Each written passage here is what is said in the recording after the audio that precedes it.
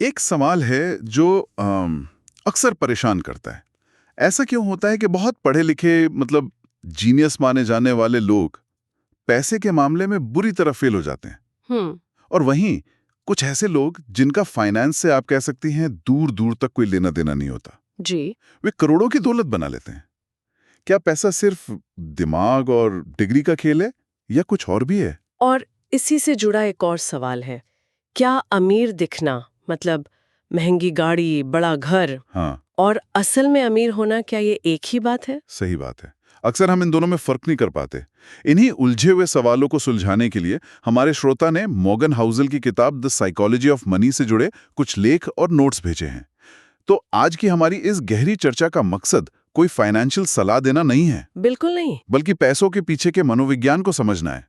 हम ये जानने की कोशिश करेंगे कि पैसा कमाना और उसे संभालना ये हिसाब किताब से ज्यादा व्यवहार और हमारी सोच का खेल क्यों है। बिल्कुल, हमारा मकसद यही दिखाना है कि पैसों के साथ आपका रिश्ता गणित या फॉर्मूले से कहीं ज्यादा आपकी आदतों पर, आपके डर, आपकी उम्मीदों और आपकी सोच पर निर्भर करता है। तो चलिए शुरू करते हैं। चलिए। इस बात को समझने के लिए दो बिल्कुल अलग लेकिन सच्ची कहानियों से शुरुआत करते हैं। पहली कहानी है रोनाल्ड रीड की। वो अमेरिका के एक छोटे से गांव में रहते थे। 25 साल तक एक पेट्रोल पंप पर काम किया। गाड़ियों की मरम्मत का। हाँ, और 17 साल तक एक स्टोर में चौकीदार का काम किया। उनकी जिंदगी इतनी साधारण थी कि उनके दोस्तों को भी अंदाजा नहीं था कि उनके पास कोई खास पैसा होगा। जी। और यहाँ कहानी में एक अविश्वसनीय मोड़ आता है। जब 92 साल की उम्र में उनकी मृत्यु हुई तो सबको लगा कि उनके पास कुछ नहीं होगा। बिल्कुल, लेकिन पता चला कि इस मामूली से दिखने वाले चौकीदार ने $8 मिलियन यानी लगभग 60 करोड़ रुपए की संपत्ति बना ली थी। सोचिए, और उन्होंने कोई लॉटरी नहीं जीती थी। नहीं, जिनकी कमाई करोड़ों में थी और वो एक आलीशान जिंदगी जीते थे। आलीशान भी शायद छोटा शब्द है। हाँ, उनका घर 18,000 स्क्वायर फीट का था। 18,000? जी, उसमें 11 बाथरूम, 2 लिफ्ट, 2 पूल और 7 गैराज थे। बाप रे। उस घर का महीने का खर्च ही $90,000 से ज्यादा था। और ये सब कर्ज पर था। उन्होंने अपनी कमाई के भरोसे बहुत बड़ा कर्ज ले रखा था। फिर आया 2008 का वित्तीय संकट और नौकरी चली गई और वो अपनी कर्ज की किश्तें नहीं चुका पाए। नतीजा? वो दिवालिया हो गए और उनका वो आलीशान घर नीलाम हो गया। तो एक तरफ एक चौकीदार जो करोड़पति मरा और दूसरी तरफ एक हार्वर्ड का जीनियस जो दिवालिया हो गया। ये कहानियां साफ दिखाती हैं कि पैसा आपकी डिग्री या आपकी समझदारी का मोहताज नहीं है। रोनाल्ड रीड के पास कोई फाइनेंशियल डिग्री नहीं थी, लेकिन उनके पास धैर्य था। और रिचर्ड फुस्कॉन के पास दुनिया की बेहतरीन शिक्षा थी, लेकिन उनमें लालच और दिखावे पर काबू पाने वाला व्यवहार नहीं था। और यही इस किताब का पहला और सबसे जरूरी सबक है। क्या? पैसों में सफलता इस बात पर कम निर्भर करती है कि आप कितने स्मार्ट हैं और इस बात पर ज्यादा कि आपका व्यवहार कैसा है। ये एक सॉफ्ट स्किल है। हाँ, जिसे सिखाना बहुत मुश्किल है। लेकिन व्यवहार की बात करें तो हर किसी का व्यवहार अलग होता है। जी। किताब का एक बहुत दिलचस्प विचार है कि पैसों को लेकर कोई भी फैसला पागलपन नहीं होता। अच्छा। हर कोई अपने अनुभव की छोटी सी खिड़की से दुनिया को देखता है और उसे जो सही लगता है वही करता है। बिल्कुल। इसे ऐसे समझिए कि जो इंसान मान लीजिए 1930 की महामंदी के दौर में पैदा हुआ, उसने अपनी पूरी जिंदगी सिर्फ गरीबी और बेरोजगारी देखी। सही बात है। तो उसके लिए शेयर बाजार में पैसा लगाना जुआ खेलने जैसा होगा। हाँ, वो डरेगा। वो शायद अपना सारा पैसा कैश या सोने में रखना पसंद करेगा। और जो इंसान मान लीजिए 1990 के दशक में पैदा हुआ, जी, जिसने सिर्फ बाजार को ऊपर जाते देखा, उसके लिए शेयर बाजारी पैसा बनाने का एकमात्र तरीका होगा। तो क्या हम कह सकते हैं कि दोनों में से कोई एक गलत है? शायद नहीं। दोनों अपने अपने अनुभवों के हिसाब से बिल्कुल तर्कसंगत फैसले ले रहे हैं। इसी का एक बहुत अच्छा उदाहरण लॉटरी टिकट खरीदने वाले लोग हैं। अच्छा। आंकड़े बताते हैं कि अमेरिका में जो सबसे कम आय वाले परिवार हैं, वो लॉटरी पर औसतन $412 सालाना खर्च करते हैं। और जो सबसे अमीर परिवारों से 4 गुना ज्यादा है। जी, बाहर से देखने पर ये पैसों की बर्बादी लगती है। एक मिनट रुकिए, क्या ये सच में हर स्थिति में लागू होता है? मतलब जो गरीब परिवार अपनी मेहनत की कमाई लॉटरी पर लगा देते हैं, क्या हम उसे सिर्फ उनके अनुभव के आधार पर तर्कसंगत कह सकते हैं? ये तो साफ तौर पर एक बुरा फाइनेंशियल फैसला है। मैं समझती हूँ ये ऐसा क्यों लगता है। हाँ। बाहर से देखने पर ये बर्बादी ही है, इसमें कोई शक नहीं। लेकिन अगर हम उनके नजरिए से देखें तो शायद वो ये नहीं सोच रहे कि मैं अपनी बचत बर्बाद कर रहा हूँ। तो वो क्या सोच रहे हैं? उनके लिए वो $400 एक सपना खरीदने की कीमत है। एक सपना? हाँ, एक ऐसे अमीर जीवन का सपना जिसे पाने का उनके पास कोई और रास्ता शायद है ही नहीं। वे एक ऐसी उम्मीद खरीद रहे हैं जो उन्हें रोजमर्रा की मुश्किलों से लड़ने की ताकत देती है। हमारे लिए जो पागलपन है, उनके लिए वो एक जरूरी मनोवैज्ञानिक सहारा हो सकता है। मतलब हम किसी के पैसे से जुड़े फैसले को तब तक नहीं समझ सकते जब तक हम उसके डर और उसकी उम्मीदों को न समझ लें। बिल्कुल। लेकिन जो लोग लॉटरी खरीदते हैं, क्या वे सिर्फ अपने अनुभव के आधार पर फैसला ले रहे हैं या इसमें किस्मत जैसी कोई बड़ी ताकत भी शामिल है? हाँ, और यहीं पर किताब का अगला हिस्सा आता है। क्या है वो? किस्मत और जोखिम, लक एंड रिस्क। अच्छा। और ये सिर्फ गरीबों के लिए नहीं है। बिल गेट्स जैसे जीनियस की कहानी भी किस्मत के बिना अधूरी है। हम सब जानते हैं कि बिल गेट्स बहुत मेहनती और होशियार थे। जी, लेकिन उनकी किस्मत ने भी एक बहुत बड़ा रोल निभाया। जब वो 13 साल के थे तो वो दुनिया के उन गिने चुने स्कूलों में से एक में पढ़ते थे जहां कंप्यूटर था। ये 1968 की बात है। उस जमाने में एक स्कूल में कंप्यूटर होना, ये तो 10 लाख में एक मौका मिलने जैसा था। जी ये उनकी किस्मत थी कि उन्हें इतनी कम उम्र में कंप्यूटर प्रोग्रामिंग सीखने का मौका मिला। हाँ, और इसी कहानी में जोखिम का पहलू भी छुपा है। वो क्या है? बिल गेट्स का एक बहुत करीबी दोस्त था, केंट इवांस। अच्छा। वो भी उतना ही होशियार था और दोनों साथ में मिलकर दुनिया बदलने के सपने देखते थे। मतलब माइक्रोसॉफ्ट की शुरुआत में वो भी थे? बिल गेट्स ने खुद कहा है कि केंट उनसे बेहतर प्रोग्रामर था। दोनों माइक्रोसॉफ्ट की नींव रखने वाले थे। फिर क्या हुआ? लेकिन हाई स्कूल खत्म होने से ठीक पहले एक पहाड़ पर चढ़ते हुए एक हादसे में केंट की मौत हो गई। अरे, ये तो बहुत दुखद है।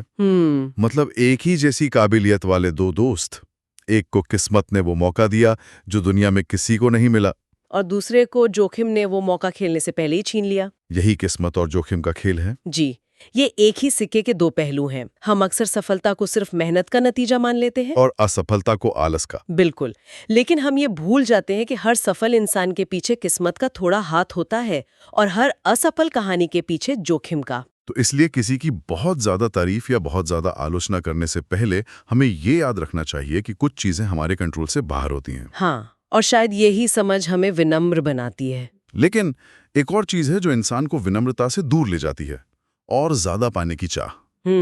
इसकी एक बहुत ही दमदार कहानी है रजत गुप्ता की। जी, मैकिन्जी एंड कंपनी के सीईओ। भारत के एक साधारण परिवार से निकलकर वो अमेरिका की सबसे बड़ी कंपनियों में से एक के सीईओ बने। वो करोड़ों कमा चुके थे। उनके पास इज्जत, पैसा, ताकत, सब कुछ था। सब कुछ था। उनके पास $100 मिलियन से ज्यादा की संपत्ति थी। फिर भी लेकिन उनके लिए ये काफी नहीं था। वो और क्या चाहते थे? वो एक अरबपति बनना चाहते थे। और इसी और ज्यादा की चाह ने उनसे वो करवाया जिसकी किसी ने कल्पना भी नहीं की थी। उस समय वो गोल्डमैन सैक्स के बोर्ड ऑफ डायरेक्टर्स में भी थे। अच्छा। 2008 में जब वॉरेन बफे ने गोल्डमैन सैक्स में $5 बिलियन का निवेश करने का फैसला किया, तो ये एक बहुत बड़ी खबर थी जो कंपनी के शेयर को ऊपर ले जाने वाली थी। और ये जानकारी पब्लिक होने से कुछ सेकंड पहले रजत गुप्ता ने फोन पर यह खबर अपने एक हेज फंड मैनेजर दोस्त को लीक कर दी। मतलब इनसाइडर ट्रेडिंग? जी, उस दोस्त ने तुरंत गोल्डमैन सैक्स के लाखों शेयर खरीद लिए और कुछ ही घंटों में $1 मिलियन का मुनाफा कमाया। और रजत गुप्ता को लगा कि कोई पकड़ नहीं पाएगा। लेकिन वो पकड़े गए। नतीजा? उन्हें इनसाइडर ट्रेडिंग के जुर्म में जेल जाना पड़ा। उनकी इज्जत, उनका करियर, उनका पैसा, सब मिट्टी में मिल गया। उन्होंने वो सब कुछ खो दिया जो उनके पास था,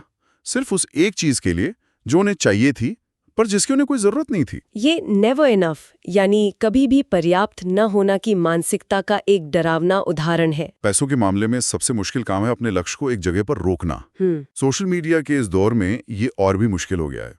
हम लगातार दूसरों की जिंदगी देखते हैं और अपनी तुलना करने लगते हैं। ये एक ऐसी दौड़ है जिसका कोई अंत नहीं है। और इस दौड़ का सबसे बड़ा खतरा ये है कि ये आपको बेवकूफ़ी भरे जोखिम लेने पर मजबूर करती है। रजत गुप्ता के पास खोने के लिए सब कुछ था और पाने के लिए कुछ खास नहीं, फिर भी उन्होंने दांव लगाया। असली दौलत ये जानना है कि आपके लिए कितना काफी है। कितना काफी है, ये सवाल हमें अगले मुद्दे पर लाता है। जी, अमीर बनना और अमीर बने रहना। किताब कहती है कि ये दोनों बिल्कुल अलग खेल हैं। हाँ, बिल्कुल अलग। कैसे? अमीर बनने के लिए आपको जोखिम उठाना पड़ता है, आशावादी होना पड़ता है और शायद थोड़ा आक्रामक भी। लेकिन अमीर बने रहने के लिए आपको इसका ठीक उल्टा करना पड़ता है। आपको विनम्र होना पड़ता है, थोड़ा डरना पड़ता है और ये मानना पड़ता है कि जो किस्मत आपको यहाँ तक लाई है वही आपको नीचे भी गिरा सकती है। मतलब अमीर बने रहने का मनोविज्ञान अमीर बनने के मनोविज्ञान से एकदम अलग है। समझाइए। 1929 के स्टॉक मार्केट क्रैश के दौरान जेसी लिवरमोर ने बाजार के गिरने पर दांव लगाया और आज के हिसाब से $3 बिलियन से ज्यादा कमाए। 3 बिलियन? जी, वो उस वक्त दुनिया के सबसे मशहूर ट्रेडर थे। लेकिन वो अमीर बने नहीं रह सके। नहीं, उन्होंने बार बार बड़े और बड़े दांव लगाए और आखिरकार सब कुछ गवा दिया। और दिवालिया होकर उन्होंने आत्महत्या कर ली। और दूसरी तरफ है वॉरेन बफे। उनकी रणनीति क्या है? उन्होंने कभी भी ऐसे दांव नहीं लगाए जिससे वो खेल से पूरी तरह बाहर हो जाएं। उनका पहला नियम है पैसा कभी मत गवाओ। और दूसरा नियम है? पहला नियम कभी मत भूलो। बिल्कुल। अमीर बने रहने का मतलब है सर्वाइवल, लंबे समय तक टिके रहना। और टिके रहने की ताकत ही हमें पैसों के सबसे शक्तिशाली जादू तक ले जाती है। चक्रवृद्धि ब्याज यानी कंपाउंडिंग। जब भी वॉरेन बफे की बात होती है, लोग उनके निवेश चुनने की कला की बात करते हैं। हाँ, लेकिन किताब कहती है कि उनका असली राज कुछ और है। वो क्या? उनकी 84.5 बिलियन डॉलर की संपत्ति में से 81.5 बिलियन डॉलर उनके 65वें जन्मदिन के बाद जमा हुई है। अच्छा। उन्होंने 10 साल की उम्र से निवेश करना शुरू किया था। 10 साल की उम्र से? हाँ, उनका असली राज उनकी स्किल नहीं बल्कि उनका समय है। तो सवाल ये उठता है कि अगर ये इतना आसान है, जल्दी शुरू करो और टिके रहो, तो हर कोई वॉरेन बफे क्यों नहीं बन जाता? हाँ, क्यों नहीं? यहीं पर मनोविज्ञान की सबसे गहरी बात सामने आती है। बफे का असली जीनियस गणित में नहीं बल्कि अपने व्यवहार को दशकों तक नियंत्रित रखने में है। कंपाउंडिंग का जादू समझने में आसान है, पर उसे हकीकत में कर पाना बहुत मुश्किल है। क्यों? क्योंकि हमारा दिमाग तुरंत नतीजे चाहता है। क्या इसे और आसान तरीके से समझा सकती हैं? ये इतना शक्तिशाली क्यों है? देखिए, अगर मैं आपको एक ऐसा ऑफर दूं जिसमें आप 30 दिनों तक हर रोज 1 पैसा डबल करते हैं, 1 पैसा। हाँ, पहले दिन 1 पैसा, दूसरे दिन 2, तीसरे दिन 4। ये तो बहुत धीमा लगेगा। बिल्कुल। 15 दिन बाद आपके पास सिर्फ 163 रुपए होंगे। कुछ खास नहीं लगता। नहीं, लेकिन अगर आप टिके रहे तो 30वें दिन आपके पास 53 करोड़ से ज्यादा होंगे। 53 करोड़? जी, शुरुआती बढ़त दिखती नहीं है और यही वो पड़ाव है जहां ज्यादातर लोग धैर्य खो देते हैं और खेल से बाहर हो जाते हैं। वाह, मतलब असली खेल आखिरी के कुछ दिनों में होता है। और यही पैसा जब इकट्ठा हो जाता है तो वो आपको क्या देता है? महंगी कार, बड़ा घर? नहीं, किताब के मुताबिक वो आपको इन सबसे कीमती चीज देता है। वो क्या है? आजादी, अपने समय पर नियंत्रण। उसे थोड़ा और समझाइए। दौलत वो नहीं है जो दिखती है, बल्कि वो है जो नहीं दिखती। बिल्कुल। जब हम किसी को फरारी चलाते देखते हैं तो हम ये नहीं सोचते कि वाह, ये आदमी कितना अमीर है। हम क्या सोचते हैं? हम सोचते हैं अगर मेरे पास ये कार होती तो लोग मेरी कितनी इज्जत करते। सही बात है। हम दौलत को दिखावे से जोड़ते हैं। लेकिन असली दौलत वो पैसा है जो आपने खर्च नहीं किया। मतलब जो बचा हुआ है। वो शेयर्स, बॉन्ड्स या बैंक अकाउंट में पड़ा हुआ पैसा है जो आपको विकल्प देता है। कैसे विकल्प? ऐसी नौकरी करने का विकल्प जो आपको पसंद हो, भले ही उसमें सैलरी कम हो। बीमार पड़ने पर बिना पैसों की चिंता किए आराम करने का विकल्प। सही। अचानक आई किसी मुसीबत का सामना करने का विकल्प। अपनी शर्तों पर जिंदगी जीने का विकल्प। अपने समय का मालिक खुद बनने की क्षमता। पैसों से मिलने वाला सबसे बड़ा मुनाफा है। और ये आपको किसी महंगी चीज से नहीं मिलता, बल्कि उस पैसे से मिलता है जिसे आपने बचाया और निवेश किया है। तो आज के इस लंबी और गहरी चर्चा को अगर समेटना हो तो सार यही है कि पैसा मैनेज करना मनोविज्ञान का खेल है, हिसाब का नहीं। जीनियस होना जरूरी नहीं, व्यवहार का सही होना जरूरी है। बिल्कुल। कुछ मुख्य बातें जो हमने सीखी। पहला, आपका व्यवहार आपकी बुद्धिमानी से ज्यादा मायने रखता है। दूसरा, हर कोई अपने अनुभव के आधार पर फैसले लेता है, इसलिए किसी को पागल समझने से पहले उसके नजरिए को समझना जरूरी है। तीसरा, किस्मत और जोखिम असली हैं, इसलिए विनम्र बने रहें। चौथा, ये जानना कि आपके लिए कितना काफी है आपको बर्बादी से बचा सकता है। और आखिर में, अमीर बने रहने के लिए टिके रहना जरूरी है ताकि कंपाउंडिंग अपना जादू दिखा सके। और दौलत का असली मकसद सिर्फ चीजें खरीदना नहीं, बल्कि अपने समय और अपनी जिंदगी पर नियंत्रण पाना है। जाते जाते एक विचार हमारे श्रोता के लिए छोड़ जाते हैं। जी। हम अक्सर निवेश के फैसले उन लोगों को देखकर लेते हैं जो हमसे बिल्कुल अलग खेल खेल रहे हैं। मतलब? एक 25 साल का नौजवान जो जल्दी पैसा बनाना चाहता है और एक 55 साल का व्यक्ति जो अपने रिटायरमेंट के लिए बचत कर रहा है, दोनों का खेल एक नहीं हो सकता। सही बात है। तो अगली बार जब भी कोई फाइनेंशियल फैसला लें तो खुद से ये जरूर पूछें, मैं कौन सा खेल खेल रहा हूँ और क्या मैं किसी और के खेल को देखकर अपने दाव लगा रहा हूँ। इस सवाल के साथ हम आज की ये चर्चा यहीं समाप्त करते हैं। उम्मीद है इस पड़ताल से पैसों को लेकर आपकी समझ में एक नया आयाम जुड़ा होगा।